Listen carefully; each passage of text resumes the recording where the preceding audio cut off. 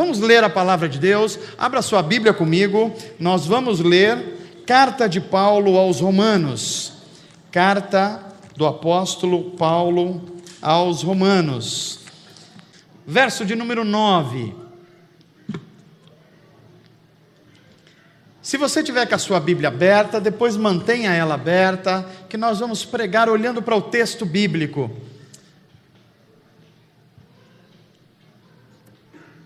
Que diz assim: o amor deve ser sincero, odeiem o que é mal e apeguem-se ao que é bom, dediquem-se uns aos outros com amor fraternal, prefiram dar honra aos outros mais do que a vocês, nunca falte a vocês o zelo, sejam fervorosos no espírito, sirvam ao Senhor.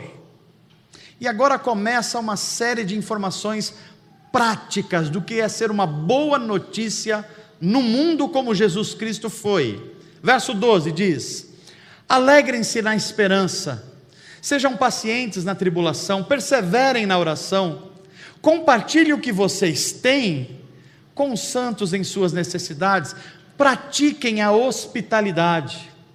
Verso 14: abençoe aqueles que os perseguem, abençoem-nos, não os amaldiçoem.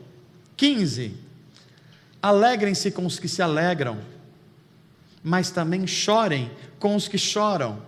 16: tenham a mesma atitude uns para com os outros, não sejam orgulhosos, mas estejam dispostos a associar-se às pessoas de posição inferior. Não sejam sábios aos seus próprios olhos, não retribuam a ninguém mal por mal, procurem fazer o que é correto aos olhos de todos, façam todo o possível para viver em paz com todos. Amados, nunca procurem vingar-se, mas deixem com Deus a ira, pois está escrito: minha é a vingança, eu retribuirei, diz o Senhor. Ao contrário, se o inimigo tiver fome, dê-lhe de comer. Se ele tiver sede, dê-lhe de beber. Fazendo isso, você amontoará brasas vivas sobre a cabeça dele. Não se deixem vencer pelo mal, mas vençam o mal com bem. Amém. Vamos orar? Fecha os teus olhos. Pai, obrigado pela tua palavra, obrigado pelo teu Espírito que nos revela a tua vontade. Obrigado pela vida de cada um dos meus irmãos, e que o Senhor fale de forma transformadora ao nosso coração e traga luz à nossa mente que possa estar escurecida pelos embates da vida. Assim nós te pedimos, no poder do teu Espírito, age em nós mais uma vez, em nome de Jesus. Amém.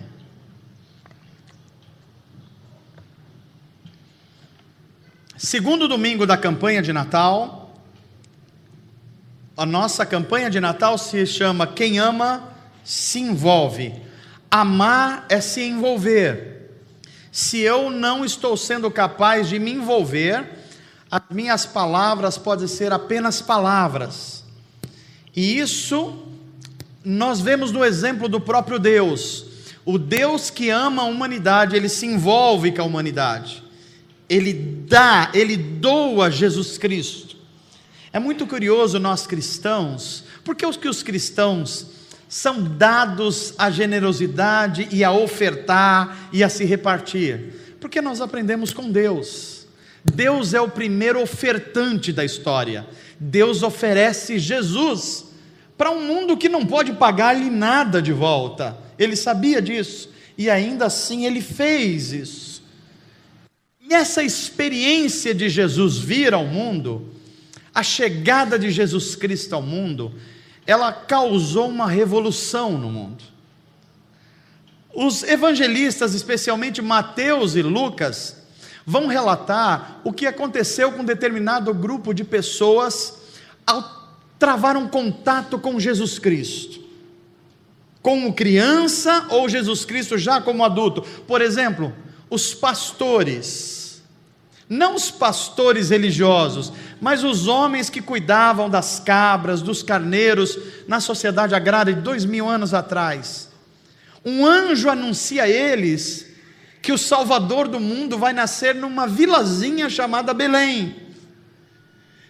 E essa informação mudou para sempre a vida deles, porque Deus se revela a homens simples do campo, que o maior evento da humanidade, que é o nascimento do seu Filho, Jesus Cristo, vai acontecer num lugar específico. Deus não anuncia isso em Jerusalém, nem em Roma, nem nos centros de poder. Ele anuncia isso a pessoas simples, que estão com olhos e ouvidos atentos a ouvi-lo. O segundo grupo que Lucas e Mateus nos informa é o grupo dos sábios, que eu preguei aqui domingo passado, que a verdadeira sabedoria, não a falsa sabedoria, não a esperteza, não a inteligência arrogante, não, a verdadeira sabedoria leva o homem à adoração a Deus, a ficar de joelhos. Quando nós sabemos quem Deus é através de Jesus, só há um caminho possível: a se prostrar e falar quão maravilhoso é o Criador de todas as coisas. Foi isso que os sábios fizeram. Eles procuraram Jesus, eles adoraram Jesus como Deus, e quando eles saíram para a vida, nunca mais a vida deles foi a mesma. E agora, eu queria ver com vocês hoje o impacto da chegada de Jesus ao mundo nos discípulos de Jesus. Eu não vou falar dos primeiros discípulos, porque é um assunto que a gente já falou outras vezes, mas eu queria falar com vocês o impacto de Jesus na vida de um homem chamado Paulo. Paulo, que antigamente se chamava Saulo de Tarso, um homem que achava que estava na vida quando era um religioso, um fariseu, como já foi dito aqui, alguém que tem alguns preceitos morais, que acha que tem uma vida mais reta que a maioria dos seres humanos, mas no encontro com Jesus, ele primeiro tem que se tornar cego, para depois enxergar a vida de verdade que Deus tinha para ele. E eu fico pensando que os nossos encontros com Jesus, às vezes precisam nos cegar, para a gente deixar de enxergar uma vida a partir da nossa compreensão de vida, para que os nossos olhos sejam abertos para ver a vida do modo que Deus quer que a gente veja. Amém, gente? Quem é Paulo? Paulo é uma criança que desde pequenininha é cuidada para ser uma elite em Israel.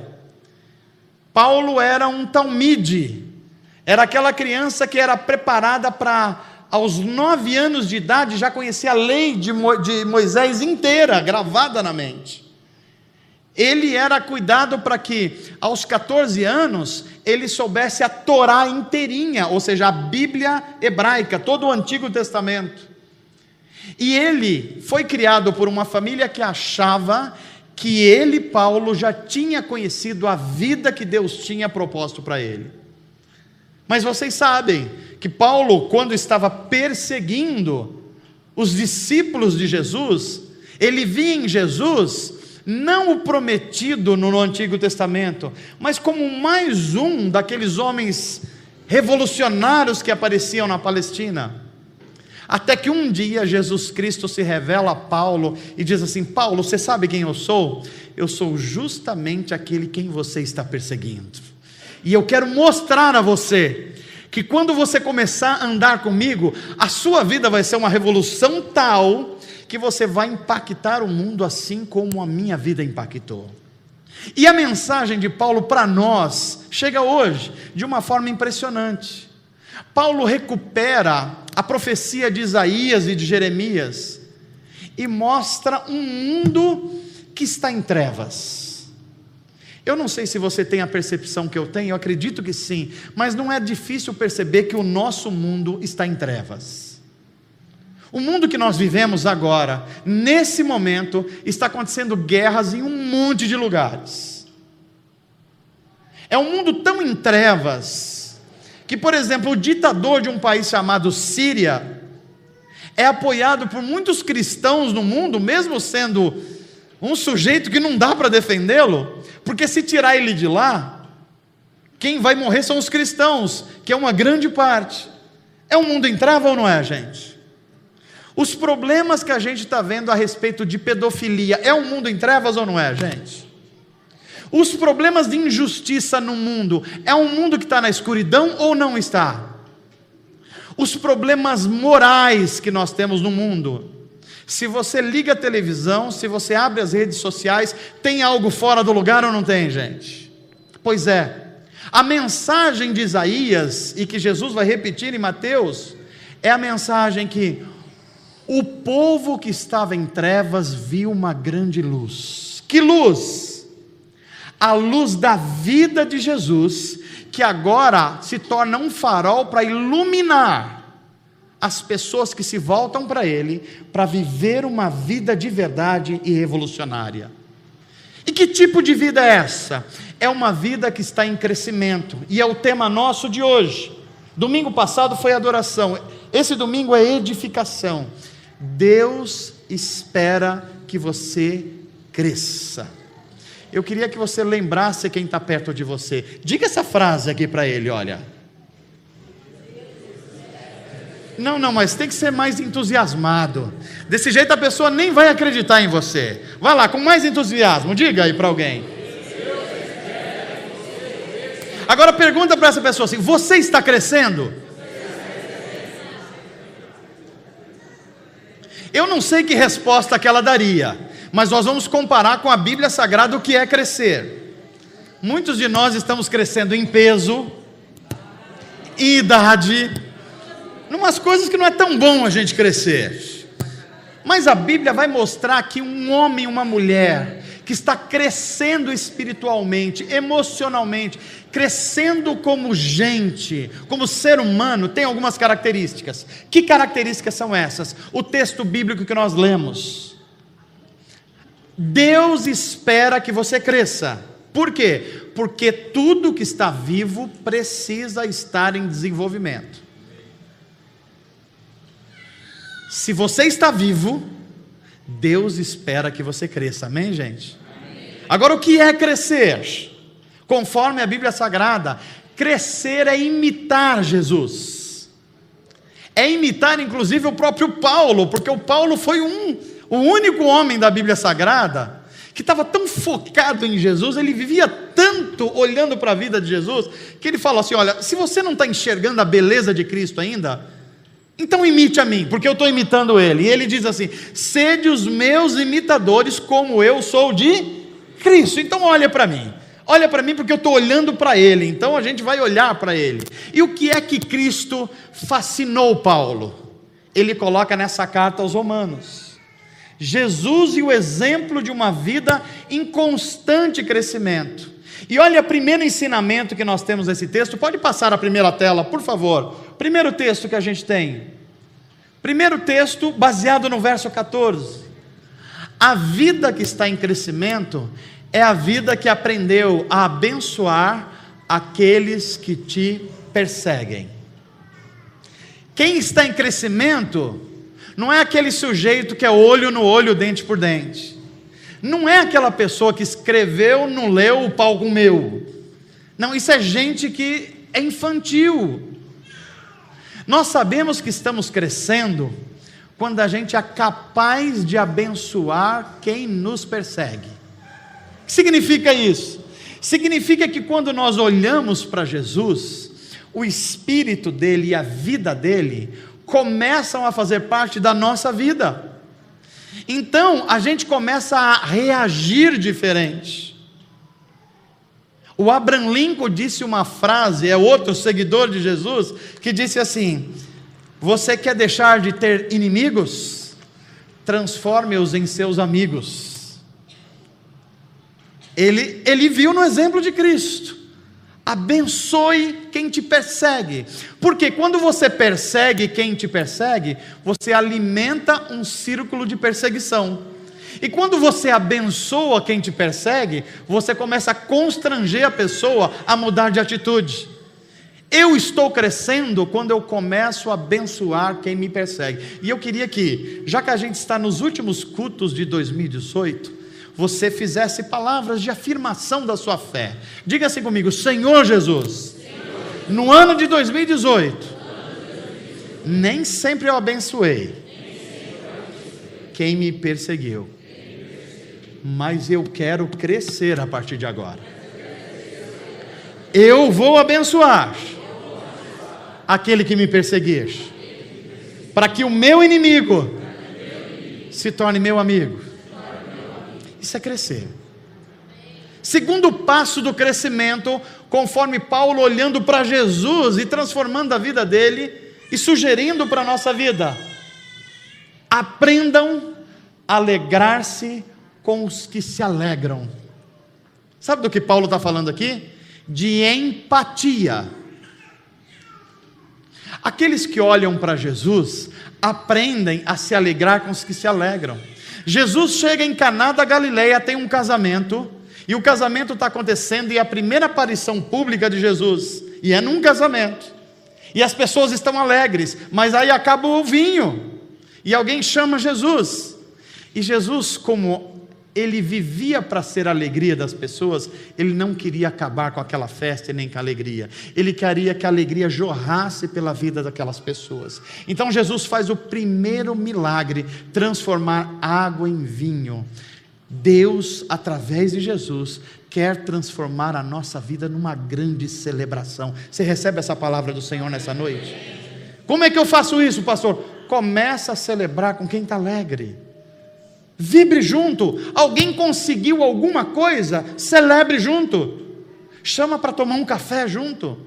Pastor, mas não foi assim que a pessoa se tornou presidente da república. Ela só fez um cursinho de 2 dias. Celebre. A Bíblia diz que quem é fiel no pouco aprende a ser fiel no muito. As grandes realizações de Deus em nós vai começar com pequenas realizações. Celebre os primeiros começos. Celebre um vício que você está vencendo. Celebre uma dieta que você começou a fazer. Celebre a mudança de alimentação. Celebre isso.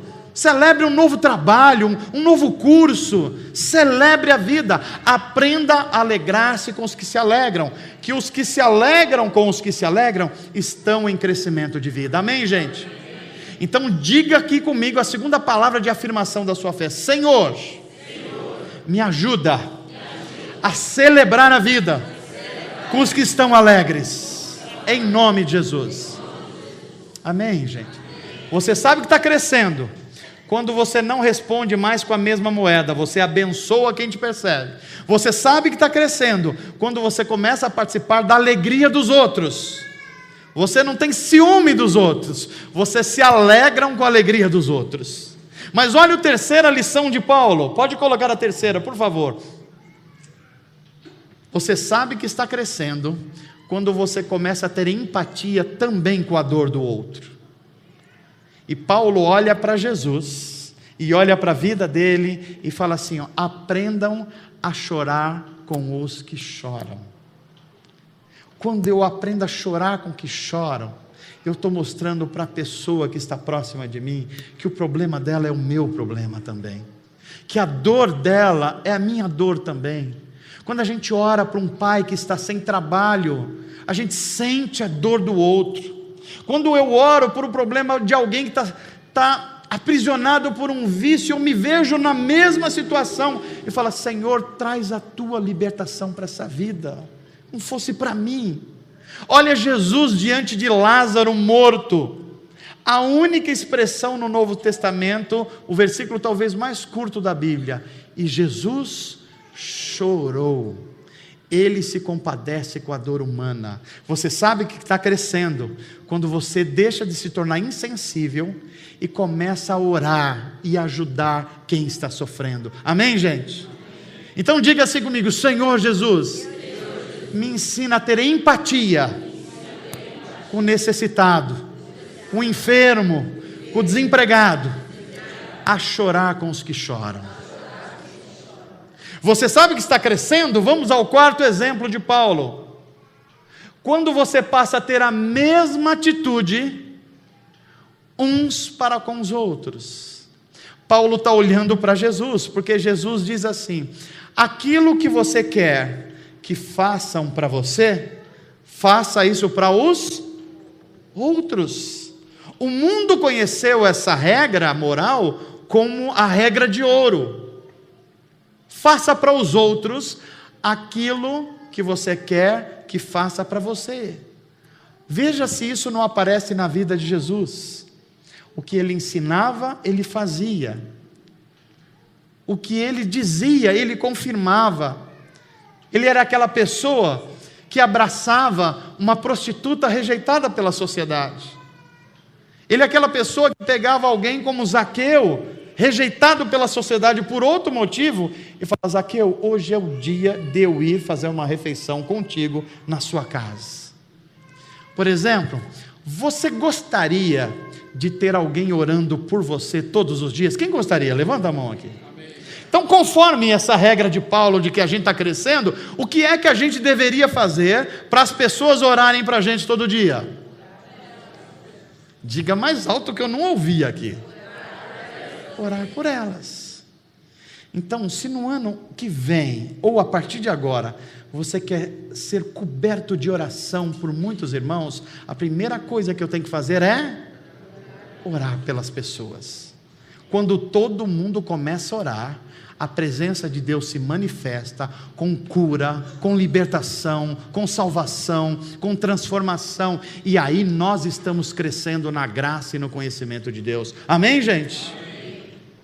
Quinto exemplo de Paulo para nós, olhando para Jesus: não sejam orgulhosos, prefiram estar com o mais simples. Veja que isso é uma contracultura para o mundo, não é, Naldo? Porque nós entendemos que a gente está crescendo humanamente quando? Quando a gente começa a participar de reunião com gente bacana, não é verdade? Quando a gente começa a participar com gente importante. Olha, essa semana eu estive com... E a gente fala um nome pomposo, mas conforme Paulo e Jesus, isso é um sintoma que você não está crescendo. O sintoma que você está crescendo é quando você é capaz de sair pelas ruas da cidade e fazer uma oração e dar um abraço e um alimento para uma pessoa que não tem a mínima possibilidade de devolver alguma coisa boa para você. Aí você está crescendo. Porque a palavra de Paulo é: prefiram estar com os mais simples. Isso é tão revolucionário que faz eu mudar a minha oração. Muitos de nós talvez estejam orando assim: Deus, faz com que em 2019 eu me encontre com pessoas importantes, pessoas influenciadoras, pessoas que sejam para o meu currículo. Eu quero uma networking. Não tem esse nome bonito que a gente usa hoje? Então aí Deus vai olhar para a gente: se você quer crescer, a sua networking tem que ser prostitutas, gente viciados, gente pobre, gente que não pode devolver nada a você, gente que não tem estudo, gente que não tem a mesma literatura que você. Não fique nos grupinhos de pessoas que são iguais a você, que você não vai crescer. Você precisa ser uma bênção para quem não tem o que você já tem. E aí você começou a crescer. Amém, gente? Então levanta a sua mão direita comigo e diga: Senhor Jesus, isso é muito difícil, é quase impossível. Eu preciso do Teu Espírito Santo para isso se tornar verdade na minha vida. E a minha oração em 2019 é que você se torne amigo e amiga de muitos João Ninguéms no ano de 2019. Amém, gente? E você abençoe muita gente assim. A gente vai estar imitando Cristo. Olha o sexto exemplo de Paulo. Você está crescendo quando você percebe que não faz sentido você ser sábio aos próprios olhos. Porque quem é sábio aos próprios olhos, na verdade não está sendo sábio, está usando de esperteza. Sabe o que é esperteza? Sabe por que esperteza é diferente de sabedoria? Porque esperteza é aquela ideia de que você sabe alguma coisa que o outro não sabe. Se o outro não sabe e você sabe, você vai se dar bem. Não, isso não é sabedoria. Isso não é um ensino de Jesus. O ensino de Jesus, você não precisa tirar nada de ninguém para você se dar bem. O ensino de Jesus, você está crescendo quando você é capaz de dividir o que você tem de bom para tornar o outro bom também. O ensino de Jesus não é nem se tornar inteligente.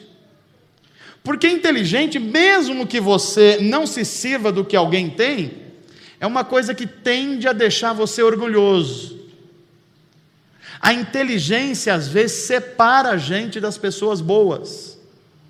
A inteligência faz a gente ficar segregado. A inteligência faz com que a gente só converse com 2 ou 3 pessoas da igreja ou da família, porque ela leu as mesmas revistas que a gente, os mesmos livros que a gente, frequenta os mesmos ambientes que a gente. E Paulo vai dizer: você não está crescendo. Você está crescendo quando você não se usa da esperteza, nem mesmo da inteligência. Você se torna sábio quando você percebe que a sua sabedoria está sendo percebida no seu amor pelas outras pessoas, e elas reconhecem isso. Amém, gente?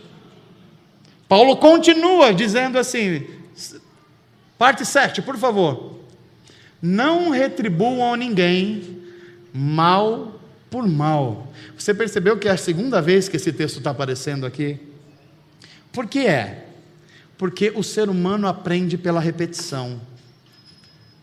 Não é curioso como, principalmente pais que têm filhos pequenos, falam assim para os filhos pequenos: menino, eu não já repeti isso para você 10 vezes hoje? Quem já fez isso aqui, gente?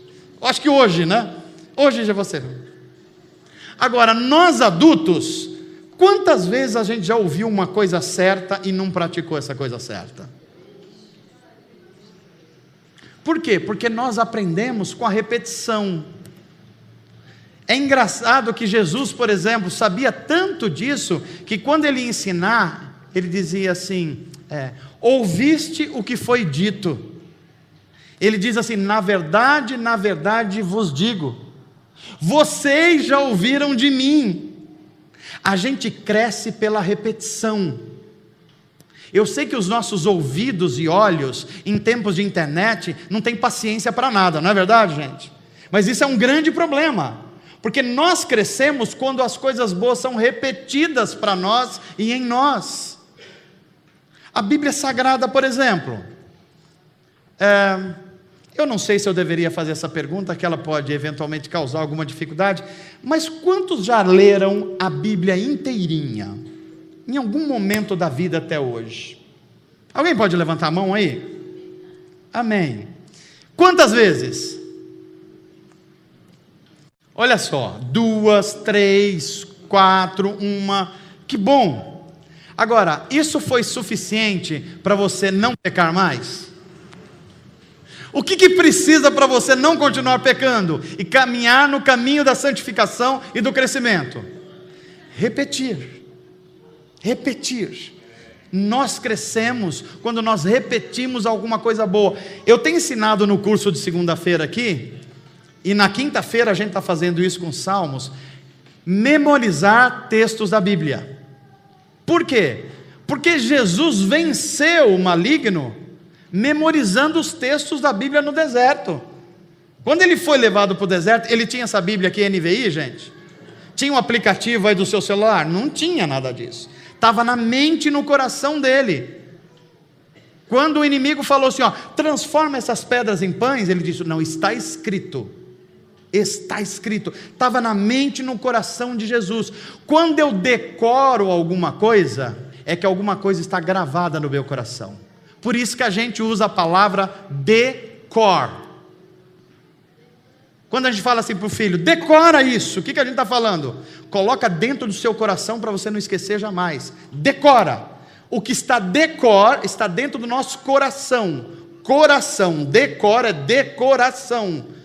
Então você sabe, você vive, você está crescendo. É por isso que a Bíblia está repetindo: não retribua o mal com o mal. Levanta sua mão comigo e diga assim: Senhor Jesus, é a segunda vez nessa mensagem que a tua palavra está dizendo para eu não retribuir o mal com o mal.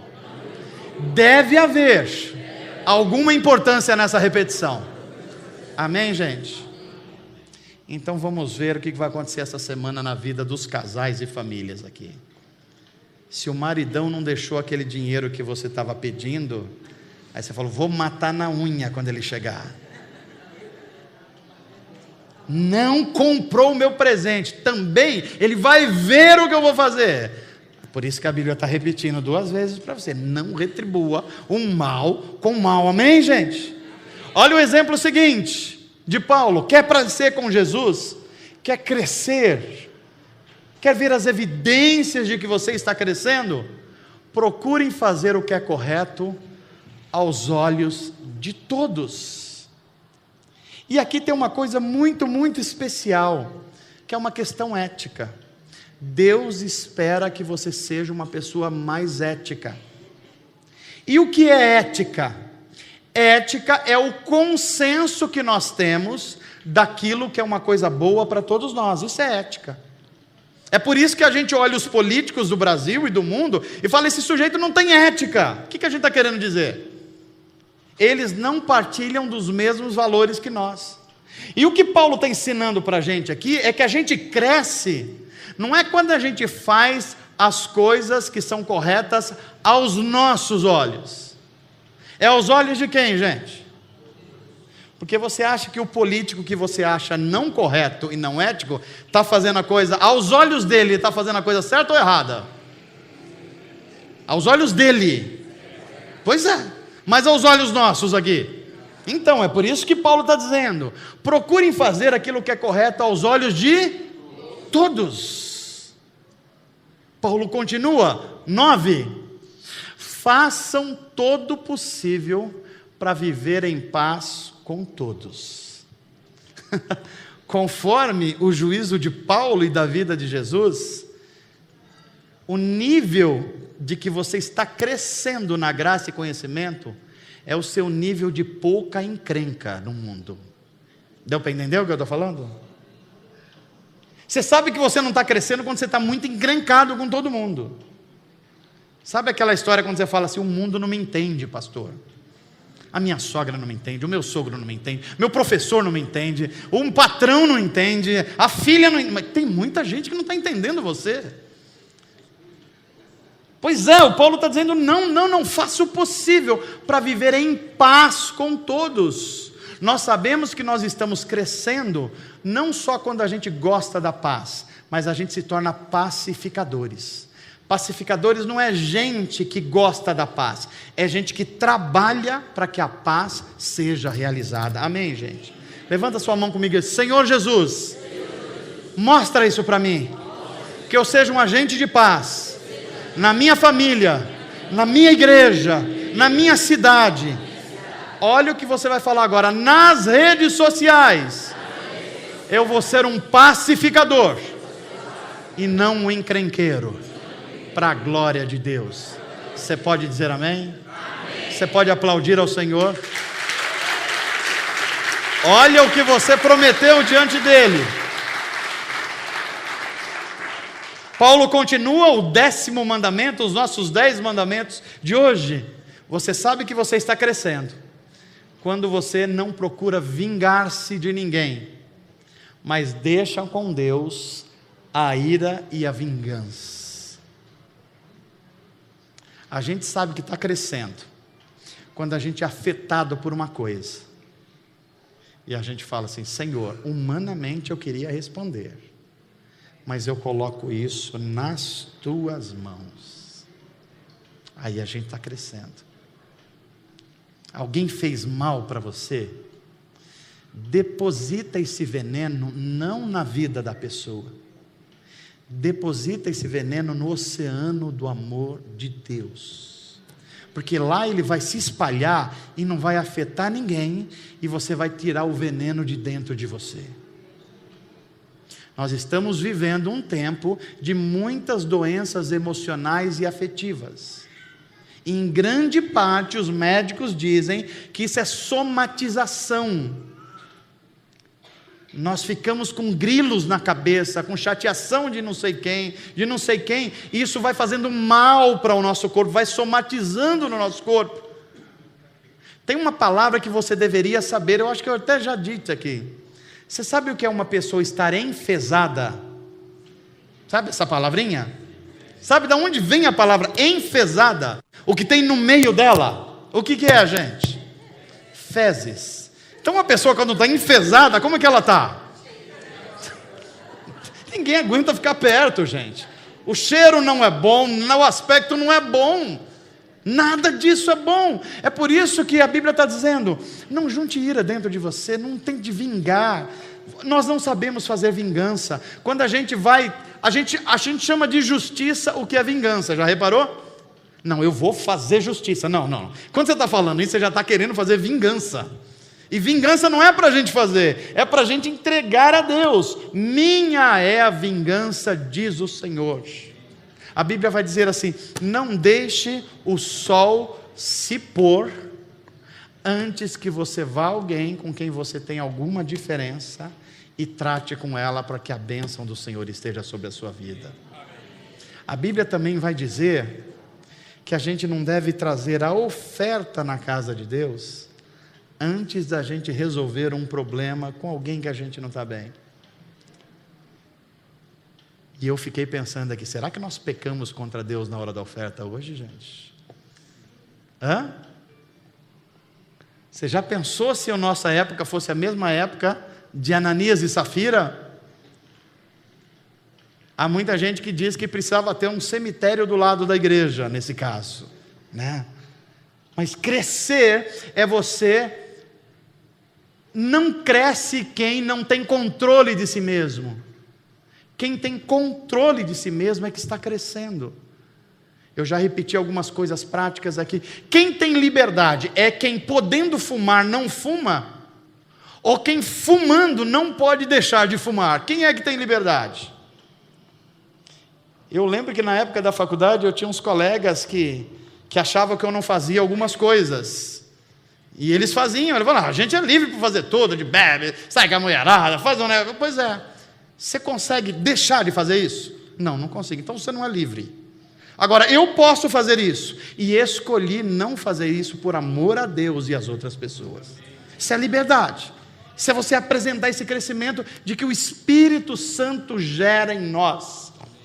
Então o chamado para nós, nesses domingos de Natal, é a gente perceber que a vinda de Jesus causou uma revolução no mundo, causou uma revolução para os pastores, para os sábios, para Paulo, e Paulo olhando para Jesus, falou: gente, eu estou tentando imitar Jesus, então imita a mim, e ele deu esses 10 exemplos para a gente aqui, e eu queria que agora você refletisse sobre isso.